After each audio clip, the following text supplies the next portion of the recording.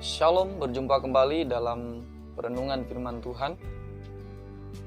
Saat ini firman Tuhan terambil dari Markus 6 ayat 30 sampai 44. Begini firman Tuhan, kemudian rasul-rasul itu kembali berkumpul dengan Yesus dan memberitahukan kepadanya semua yang mereka kerjakan dan ajarkan. Lalu ia berkata kepada mereka, marilah kita ke tempat yang sunyi, supaya kita sendirian dan beristirahatlah seketika. Sebab memang begitu banyak orang yang datang dan yang pergi sehingga makan pun mereka tidak sempat. Maka berangkatlah mereka untuk mengasingkan diri dengan perahu ke tempat yang sunyi. Tetapi pada waktu mereka bertolak, banyak orang melihat mereka dan mengetahui tujuan mereka. Dengan mengambil jalan darat, segeralah datang orang-orang dari semua kota ke tempat itu sehingga mendahului mereka. Ketika Yesus mendarat, ia melihat sejumlah besar orang banyak, maka tergeraklah hatinya oleh belas kasihan kepada mereka, karena mereka seperti domba yang tidak mempunyai gembala. Lalu mulailah ia mengajarkan banyak hal kepada mereka. Pada waktu hari sudah mulai malam, datanglah murid-muridnya kepadanya dan berkata, tempat ini sunyi dan hari sudah mulai malam. Suruhlah mereka pergi, supaya mereka dapat membeli makanan di desa-desa dan di kampung-kampung di sekitar ini. Tetapi jawabnya, kamu harus memberi mereka makan. Kata mereka kepadanya, jadi haruskah kami membeli roti seharga 200 dinar untuk memberi mereka makan? Tapi ia berkata kepada mereka, berapa banyak roti yang ada padamu? Cobalah periksa. Sudah memeriksanya, mereka berkata, 5 roti dan 2 ikan. Lalu ia menyuruh orang-orang itu supaya semua duduk berkelompok-kelompok di atas rumput hijau. Maka duduklah mereka berkelompok-kelompok, ada yang 100, ada yang 50 orang. Dan setelah ia mengambil 5 roti dan 2 ikan itu, ia menengadah ke langit dan mengucap berkat, lalu memecah-mecahkan roti itu dan membagikannya kepada murid-muridnya, supaya dibagikannya kepada orang-orang itu. Begitu juga kedua ikan itu dibagikannya kepada semua mereka. Dan mereka semuanya makan sampai kenyang. Kemudian orang mengumpulkan potongan-potongan roti, 12 bakul penuh, selain daripada sisa-sisa ikan. Yang ikut makan roti itu ada 5.000 orang laki-laki. Puji Tuhan, tema firman Tuhan pada saat ini yaitu gereja yang berdampak. Kehidupan Kristus ketika ada di dunia ini membawa dampak pengaruh yang luar biasa. Sekalipun pelayanannya cukup singkat, hanya 3,5 tahun. Ya, Alkitab mencatat. Nah, gereja bukan berbicara soal gedung, tetapi orang-orang percaya yang sudah menerima keselamatan. Itu orang-orang yang ada di dalam gereja itu. Tuhan Yesus mau agar keberadaan gereja membawa dampak yang positif, membawa dampak yang memberkati. Seperti dalam ayat 37. Tetapi jawabnya, kamu harus memberi mereka makan. Kamu harus memberi mereka makan. Gereja ada untuk memberikan sesuatu kepada komunitas, kepada orang-orang di mana gereja itu berada. Gereja harus menjawab keperluan jiwa-jiwa. Gereja hadir, orang percaya ada, bukan hanya pemberitaan, bukan hanya memberitakan Injil. Jemaat Tuhan, umat Tuhan, bukan hanya setia hadir di gereja, tidak cukup. Tetapi harus memberi dampak, harus jadi berkat, harus berbuat sesuatu, yaitu memberi diri. Hati Tuhan mau gerejanya, orang percaya, menjadi gereja yang sehat. Nah, gereja yang sehat terjadi ketika semua yang ada di dalam gereja itu berfungsi dengan baik dengan apa yang dipunyainya. Ibaratkan tubuh. Apabila salah satu anggota tubuh itu tidak berfungsi, misalnya tangan tidak bisa digerakkan, nah berarti tubuh kita sedang sakit, ya, atau mata kita sebelah tidak bisa dikedipkan, atau hidung kita sebelah tersumbat, nah itu tidak berfungsi. Jadi seluruh tubuh Kristus itu harus berfungsi, harus aktif, harus bergerak. Nah, pertanyaannya adalah bagaimana caranya pelayanan kita, keberadaan kita sebagai anak-anak Tuhan dapat menjadi dampak, menjadi berkat bagi komunitas yang ada di mana gereja berada. Yang pertama, dalam ayat 34, ketika Yesus mendarat, ia melihat sejumlah besar orang banyak, maka tergeraklah hatinya oleh belas kasihan kepada mereka. Saya ulangi, maka tergeraklah hatinya oleh belas kasihan kepada mereka. Karena mereka seperti domba yang tidak mempunyai gembala. Lalu mulailah ia mengajarkan banyak hal kepada mereka. Agar gereja dan pelayanan kita membawa dampak, maka yang pertama kita harus memiliki belas kasihan. Hati yang penuh belas kasihan. Hati yang peka melihat keperluan di lingkungan di mana kita berada. Hati yang punya kepedulian. Bukan hati yang masa bodoh, tidak mau tahu. Ya. Bukan kita menjadi jemaat Tuhan yang hanya datang ke gereja, lalu pulang lagi, minggu depan begitu lagi. Tidak melakukan apa-apa.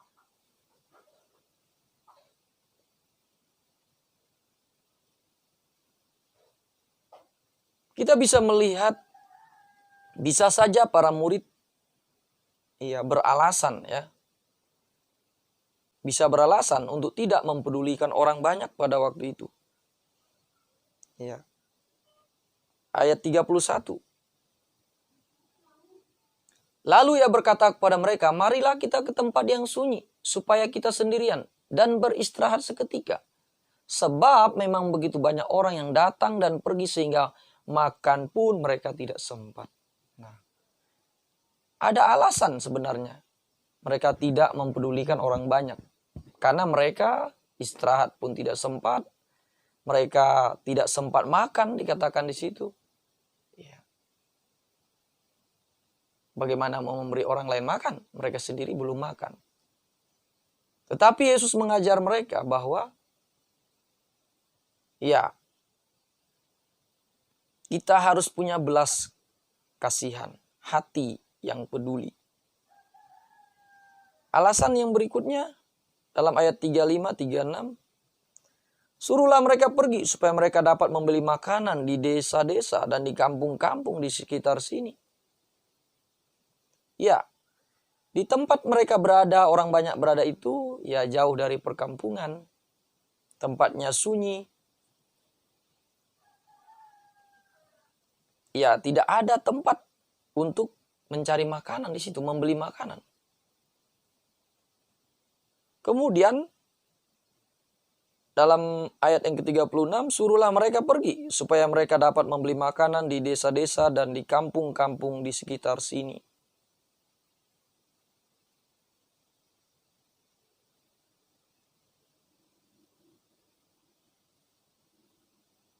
Ya, di samping hari sudah malam, tempat persediaan pun tidak ada.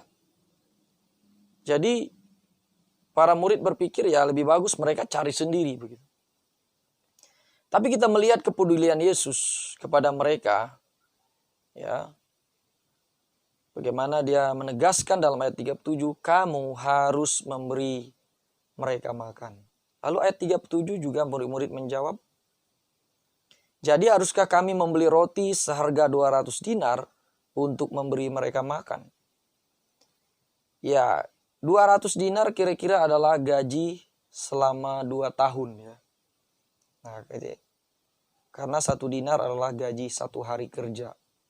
Jadi untuk memberi makan sebanyak 5.000 laki-laki itu, belum anak-anak dan perempuan, itu memerlukan dana yang besar. Dan itu menjadi alasan bagi para murid bagaimana bisa melayani keperluan orang banyak itu.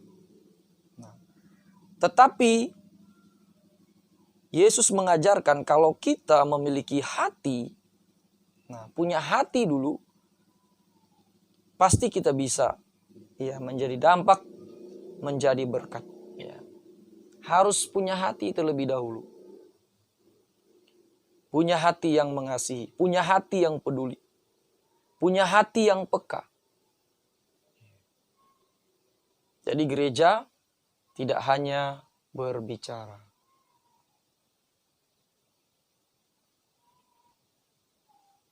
Yang kedua, bagaimana supaya pelayanan kita dapat menjadi dampak, menjadi berkat?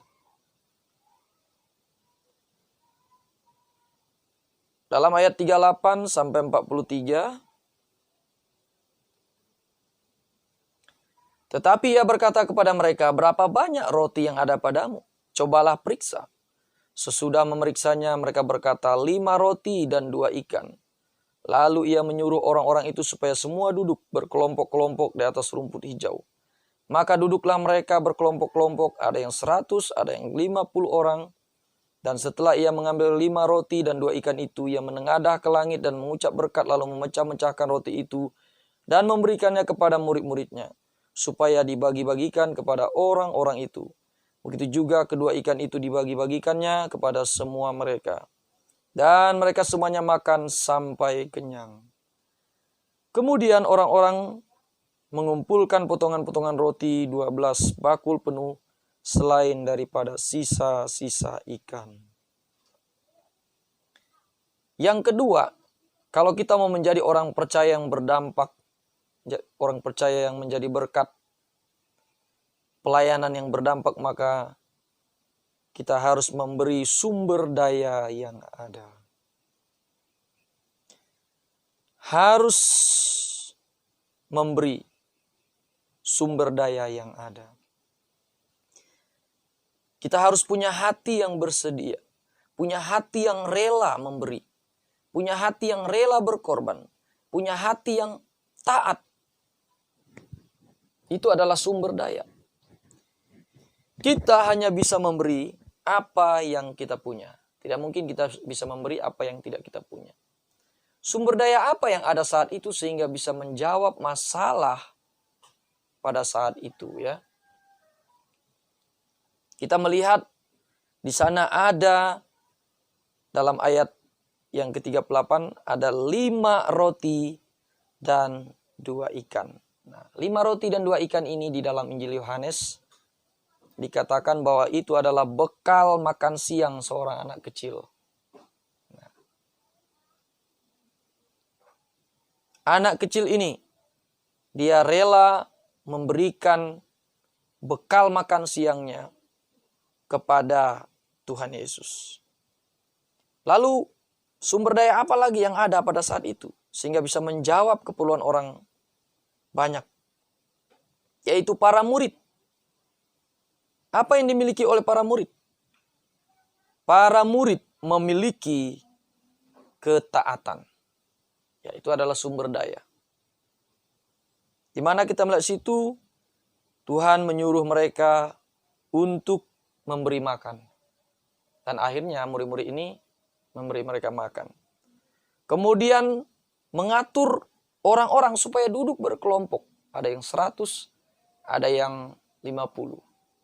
Ya, pasti kita pernah melihat orang baris berbaris ya. Bagaimana susahnya mengatur, ya, membagi kelompok begitu ya. Nah, tetapi mereka taat. Dan akhirnya orang banyak itu bisa dibagi di dalam kelompok-kelompok yang sudah Ya, ditentukan jumlahnya. Kemudian ketaatan para murid terlihat ketika mereka mengumpulkan sisa potongan roti dan juga ikan ya. Nah, Tuhan katakan, ayo kumpulkan sisanya. Jangan sampai ada yang terbuang, dan mereka melakukannya sehingga terkumpullah sebanyak 12 bakul ya, atau 12 keranjang. Nah, itu para murid. Kemudian sumber daya apa lagi yang ada pada saat itu sehingga bisa menjawab kebutuhan orang banyak pada saat itu? Yaitu adanya padang rumput. Ya, bisa dibayangkan kalau misalnya tempat mereka berada itu adalah banyak pohon-pohonnya, ya pasti mereka akan susah untuk duduk ya. Ternyata di situ tersedia rumput-rumput dan mereka bisa duduk di sana ya. Kemudian ada keranjang dalam ayat 43 ya. Atau bakul. Seandainya pada saat itu tidak ada yang mau memberikan bakulnya atau keranjangnya, maka tidak ada tempat untuk mengumpulkan sisa roti. Jadi hal-hal yang sederhana. Dan semuanya itu bisa digunakan untuk menyelesaikan masalah yang ada pada saat itu ya, kebutuhan yang diperlukan pada saat itu.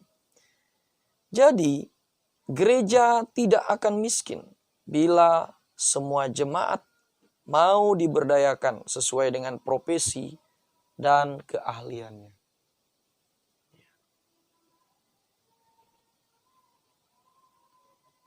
Mungkin di dalam gereja itu ada tukang, ada dokter, ada perawat, ada mekanik.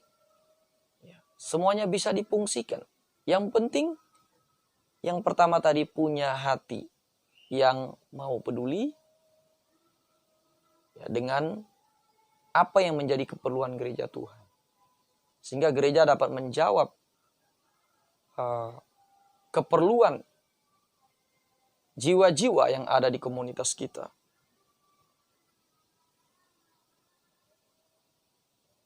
Tuhan mau kita memiliki hati yang bersedia, yang rela memberi, yang rela berkorban. Kita bisa berkontribusi bukan hanya dengan uang, tapi dengan keahlian kita, profesi kita.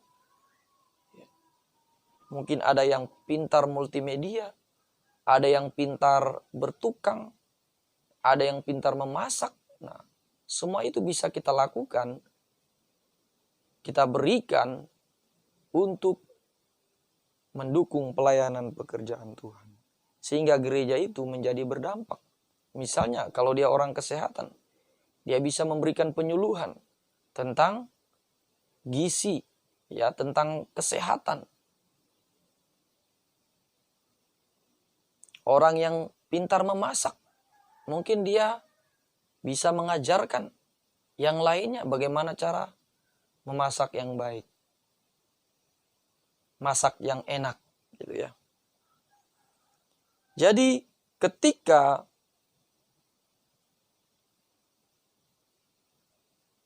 semua anggota jemaat Tuhan, orang-orang percaya yang ada di gereja itu tidak hanya sekedar datang pada hari Minggu dan pulang, melainkan melihat sumber daya apa yang ada pada dirinya, yang ada di rumahnya.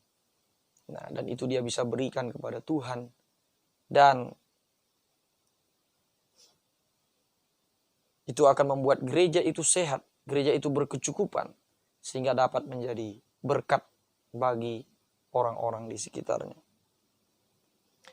Yang ketiga, supaya gereja dapat berdampak, pelayanan dapat menjadi berkat. Dalam ayat 41,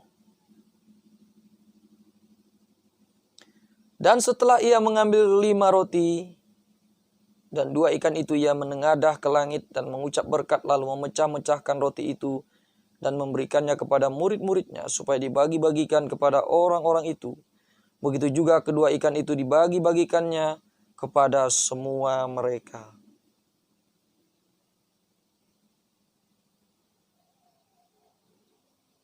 Untuk menjadi gereja yang berdampak, pelayanan yang berdampak, maka kita perlu campur tangan kuasa Tuhan. Kita percaya bahwa Tuhan turut bekerja ketika gereja Tuhan punya hati yang berbelas kasihan, punya hati yang mau berkorban, punya hati yang mau taat. Ya, Tuhan akan memakai sumber daya yang sedikit itu. Ya, ketika Tuhan mau mengutus Musa, Tuhan bertanya kepada Musa, apa yang ada di tanganmu Musa? Tongkat. Nah, dengan tongkat itulah Tuhan memakai Musa. Dan Musa melakukan hal-hal yang luar biasa. Apa yang ada di tangan kita saat ini? Seperti anak kecil tadi, dia menyerahkan 5 roti dan 2 ikannya, bekalnya. Dan itu akhirnya diberkati oleh Tuhan, sehingga orang banyak yang kelaparan itu menjadi kenyang, bahkan sisanya berlipat ganda. Puji Tuhan, biarlah firman Allah ini memberkati kita. Jadilah anak-anak Tuhan yang berdampak dengan kita punya hati yang peduli, hati yang penuh belas kasihan. Kita bisa menjadi berkat, menjadi dampak ketika kita memberikan sumber daya yang ada pada kita. Baik keuangan, baik keahlian, talenta, karunia, waktu, tenaga kita berikan untuk dipakai oleh Tuhan. Dan kita perlu campur tangan kuasa Tuhan agar memberkati yang sedikit, yang kecil pada kita, agar bisa menjadi dampak yang besar. Amin. Bapa di surga, terima kasih buat firman-Mu. Kami rindu Tuhan, kehidupan kami, pelayanan kami, gereja di mana kami berada menjadi dampak, menjadi berkat bagi banyak orang. Berikan kami hati yang peduli, hati yang penuh belas kasihan. Melihat bukan hanya kami berbicara tentang kasih Tuhan, tetapi kami boleh menunjukkan kasih itu kepada orang-orang di sekeliling kami, sehingga mereka boleh melihat kasih Tuhan. Tolong kami Tuhan, agar kami punya hati yang mau memberikan segala sumber daya yang ada pada diri kami, sehingga bisa digunakan, dipakai di dalam pekerjaan Tuhan. Dan kiranya Tuhan memberkati apa yang sedikit, apa yang kecil pada kami, sehingga dapat digunakan menjawab keperluan di gereja, bahkan untuk pelayanan yang lebih luas lagi. Terima kasih Bapa, kami mengucap syukur buat kebenaran firman-Mu. Dalam nama Yesus kami berdoa. Haleluya. Amin. Shalom.